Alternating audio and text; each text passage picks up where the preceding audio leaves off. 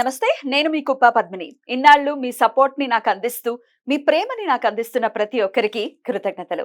ఇప్పుడు చూడబోతున్న ఈ వీడియో కూడా ఖచ్చితంగా మీకు ఉపయోగపడుతుంది.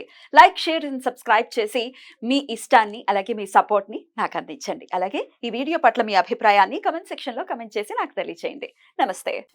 Welcome to our channel. నేను పద్మిని. ప్రస్తుతం పాటు వేదిక ఆస్ట్రాలజర్ అవినాష్ దాస్ ఉన్నారు. మాట్లాడదాం. అవినాష్ గారు నమస్తే అండి.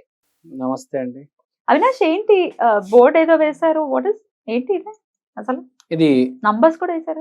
ఆస్ట్రో న్యూమరాలజీ బాక్స్ అండి. Astro numerology. న్యూమరాలజీకి ఆస్ట్రో న్యూమరాలజీకి డిఫరెన్స్ ఉందా? ఉందండి, చెప్తాను. ఇది స్టార్ట్ చేసే ముందు చాలా పవిత్రమైన టాపిక్ కాబట్టి ఓం నమ శివాయ, ఓం నమో వెంకటేశాయ. ఇది చాలా పవిత్రమైన బాక్స్. ఇప్పుడు న్యూమరాలజీలో 8, 17, 26 ఇవన్నీ ఒక సిరీస్ నంబర్స్. లాజిక్ ఏంటంటే 17 అంటే 1, 7 కలిపితే 8, 26 అంటే 2, 6 కలిపితే 8, 35 3, 5 కలిపితే 8. సో 8, 17, 26, 35 ఇవన్నీ ఒక వరుస, ఒక నంబర్లు. ఇవన్నీ ఒకటేలాగా ఉంటాయి. మనుషులందరూ ఒకటేలాగా ఉంటారు. ఇప్పుడు 8వ తారీఖు, 17వ తారీఖు, 26వ తారీఖు పుట్టిన వాళ్ళు ఒక రకంగా ఉంటుంది జీవితం అంటారు.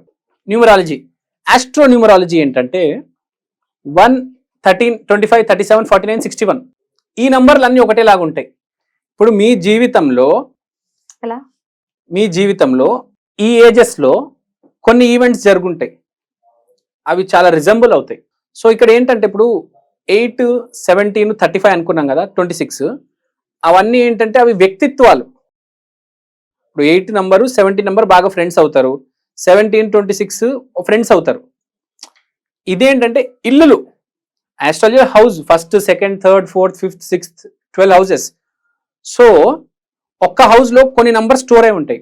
సో మీకు జరిగిన ఈవెంట్స్, ఇప్పుడు 16th ఇయర్ లో జరిగిన ఈవెంట్ 28th ఇయర్ లో కూడా జరుగుతుంది. అయితే 4th డేట్ ఆఫ్ బర్త్ ఉన్న వాళ్ళకి ఇవి మీరు చెప్పేది. 4th డేట్ ఆఫ్ బర్త్ ఉన్న వాళ్ళకి కాదు. ఎట్లా? ఇప్పుడు మీ జీవితంలో, ఇప్పుడు ఫర్ ఎగ్జాంపుల్ మీకు 11వ ఇంట్లో చంద్రుడు ఉన్నాడు అనుకుందాం. 11వ ఇల్లు ఎక్కడ వచ్చింది? ఇక్కడ. సో 11, 23, 35 ఈ ఏజెస్ లో ఈవెంట్స్ రిలేటెడ్ గా జరుగుతాయి. చంద్రుడికి సంబంధించిన ఈవెంట్స్ వస్తాయి. ఆ ఏజ్ లో సేమ్ ప్రాబ్లమ్స్ వస్తాయి, సేమ్ సొల్యూషన్స్ కూడా వస్తాయి. ఇప్పుడు మీకు 35 లో ఒక ప్రాబ్లం వచ్చింది, దాని సొల్యూషన్ ఏంటో తెలియదంటే దాని వెనక 11th ఇయర్ కి వెళ్ళిపోండి. అప్పుడు మీకు గుర్తొస్తుంది, అరే నాకు ఇలాంటి ఈవెంట్ జరిగింది, నేను దాన్ని ఎలా సాల్వ్ చేశాను. కొందరు ఇరుక్కుంటారు. Same solution. అంటే ఇప్పుడు మీకు ఏ ఇంట్లో ఏ గ్రహం ఉందో ఆ గ్రహము ఈ సంవత్సరాల్లో ఈవెంట్స్ ఇస్తుంది, గ్యారంటీ. ఇప్పుడు 2-3 గ్రహాలు ఒక ఇంట్లో ఉండే పరిస్థితులు కూడా ఉంటాయి. అప్పుడు పెద్ద ఈవెంట్స్ వస్తాయి. 2-3 గ్రహాలు ఫస్ట్ హౌస్ లో ఉంది, లగ్నంలో. అమిత్ షా గారికి కుజుడు లగ్నంలో ఉన్నారు. సో 1, 13, 25 ఆ సంవత్సరాల్లో అతనికి ఈవెంట్స్ వచ్చి ఉంటాయి. 49, 61 కుజుడికి సంబంధించిన పెద్ద ఈవెంట్లు వస్తాయి. అది బ్యాడ్ అనుకోవాలా, గుడ్ అనుకోవాలా? సో బ్యాడ్ గుడ్ అనేది మీ కర్మ బట్టి ఉంటది, కానీ ఆ సంవత్సరము ఆ గ్రహానికి సంబంధించిన ఈవెంట్ ఉంటది. అది బ్యాడ్ ఉన్నా దాన్ని మీరు గుడ్ గా మార్చుకోవచ్చు. ఎందుకంటే మీరు పాస్ట్ చూసుకుంటే మీ లైఫ్ లో ఇప్పుడు మీకే 2-3 గ్రహాలు ఒక ఇంట్లో ఉండొచ్చు. మీరు క్రాస్ చెక్ చేసుకుంటే మీకు ఆ ఈవెంట్స్ కనపడతాయి, దాని సొల్యూషన్స్ కూడా వచ్చి ఉంటాయి. మళ్ళీ నెక్స్ట్ ఎప్పుడెప్పుడు జరగబోతుంది, నెక్స్ట్ ఏం ఈవెంట్స్ రాబోతున్నాయి ఆ ఇయర్ కూడా రాశాను నేను. ఇప్పుడు ఇది ఉంది 11, 23, 35, 47, 59, 71. ఇప్పుడు 35th ఇయర్ లో ఒక ఈవెంట్ వస్తుంది, 23rd ఇయర్ లో దానికి రిజంబులెన్స్ ఉంటుంది. So this is astro numerology. ట్రికీగా ఉంది. అయితే అసలు ఇప్పుడు 5 గ్రహాలు కూడా ఒక్కొక్క రాశిలో ఉంటే వాళ్ళు లైఫ్ చేంజింగ్ ఈవెంట్స్. అవునా? లైఫ్ చేంజింగ్ ఈవెంట్స్ జరుగుతాయి. 5 గ్రహాలు ఒకటే రాశిలో ఉంటే పెద్ద ఈవెంట్స్ జరుగుతాయి. దాన్ని ఎలా ఫేస్ చేయాలో కూడా మీకు పాస్ట్ లో వెళ్తే తెలుస్తుంది. ఫ్యూచర్ లో కూడా ఏం జరగబోతుంది అనేది మీకు హెల్ప్ అవుతుంది. ఇది న్యూమరాలజీ కాదు, ఆస్ట్రో న్యూమరాలజీ. మీ ఈవెంట్స్ ప్రిడిక్షన్ కోసం మీకు నెక్స్ట్ ఇయర్ ఏం జరుగుతుంది అనేది దీన్ని బట్టి చెప్పవచ్చు. అంటే నెక్స్ట్ ఇయర్ పెద్ద ఈవెంట్ జరుగుతుంది, నార్మల్గా వెళ్ళిపోతుందా? ఇప్పుడు 7వ ఇంట్లో మీకు ఏం లేకపోవచ్చు గ్రహం, ఫర్ ఎగ్జాంపుల్. ఒక్కొక్క ఇంట్లో సో నెక్స్ట్ ఇయర్ పెద్దగా ఏం లేదు. ఏ ఇంట్లో అయితే 3-4 గ్రహాలు ఉంటే కరెక్ట్ ఆ ఏజ్ లో ఒక ఈవెంట్ జరగబోతుంది. బాబు అమ్మో ఈ సంవత్సరం చాలా జాగ్రత్తగా ఉండాలి, ఈవెంట్ బాగా డీల్ చేయాలి, బాగా డీల్ చేస్తే సక్సెస్ వస్తుంది. 3 గ్రహాలు ఉన్నాయి మీకు 11 ఇంట్లో. 35th ఇయర్ లో మేజర్ ఈవెంట్ జరుగుతుంది.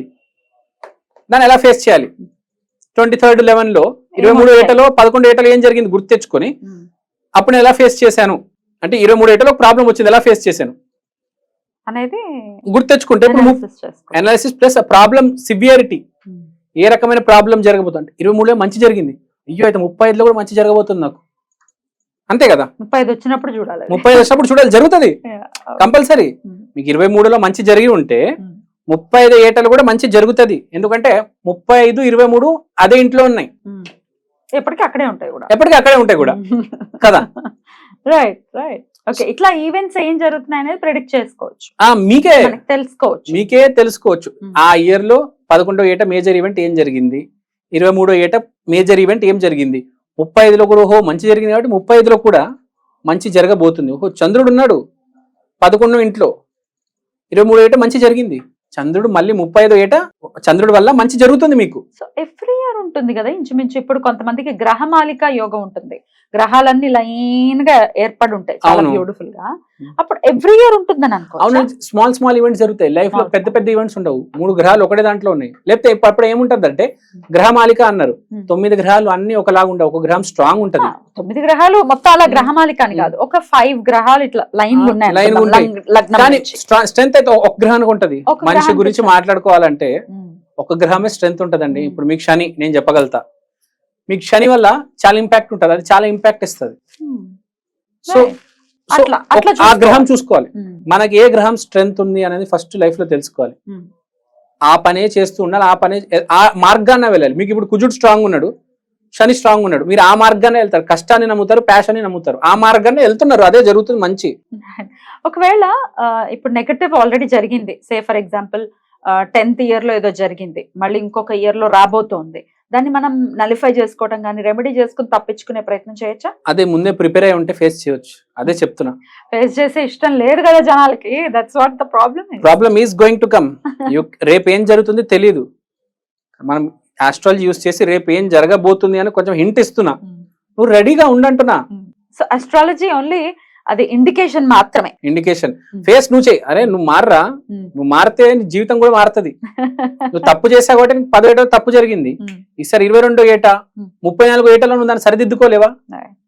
ఆ హౌస్ స్ట్రెంత్ అవుతుంది, ఆ ఇల్లు బలం వస్తుంది, ఆ ఇంటికి గ్రహం కూడా ఇంప్రూవ్ అవుతుంది, జీవితం మారుతుంది, కర్మ మారుతుంది. బ్యూటిఫుల్ అవినాష్, అసలు చాలా కొత్త సబ్జెక్ట్ డెఫినెట్ గా. అంటే ఇది సముద్రం లాంటి సబ్జెక్ట్ అస్ట్రాలజీ అనేది కదా, అందులో ఎంతెంతో ఉంటుంది తెలుసుకుంటూ వెళ్తే ఇది డెఫినెట్ గా ఇది హెల్ప్ అవుతుంది, చూసే వాళ్ళందరికీ కూడా డెఫినెట్ గా హెల్ప్ అవుతుంది. ఎవరైతే నెగటివ్ గా వచ్చే పరిస్థితి కనుక ఉంటే డెఫినెట్ గా మనలో మార్పు తెచ్చుకుని, వ్యక్తిత్వంలో మార్పు తెచ్చుకుంటే డెఫినెట్ గా నలిఫై అవుతుంది. బ్యాడ్ ఈవెంట్ ఏదైనా వచ్చేటట్టయితే నలిఫై అవుతుంది అని చెప్తున్నారు, అంతేనా? అంతే. ఒకటి చెప్తాను, కామన్ మై ఆడియన్స్ కి ఇప్పుడు నేను చెప్పింది ఏమీ అర్థం కాకపోవచ్చు, కానీ సింపుల్ గా ఈ డైమండ్స్ లో మీకు ఏదో ఏ ఏటలో అయితే ఏదైనా ఈవెంట్ జరిగిందో నెక్స్ట్ వచ్చే నంబర్ లో కూడా అదే ఈవెంట్ జరగబోతుంది. కాబట్టి కొంచెం కామన్ సెన్స్ వాడితే మీకు అర్థమవుతుంది. ఏం కన్ఫ్యూజన్, మీరు చాలా సింపుల్. ఇప్పుడు 11 ఏటలో జరిగింది, 23లో మళ్ళీ జరుగుతుంది, 35లో మళ్ళీ జరుగుతుంది. ఆ నంబర్లు చూసి మీ జీవితం ఏదో మీరు అంచనా వేసుకోవచ్చు నంబర్స్ తో. అన్ని ఎలాగనే ఉంటాయి, మహాదశలు, నక్షత్రాలు, రాశులు. Just for common man he can understand. Definitely చాలా అద్భుతంగా తెలియజేశారు. థ్యాంక్ యూ సో మచ్ అండి. నమస్తే. నమస్కారం.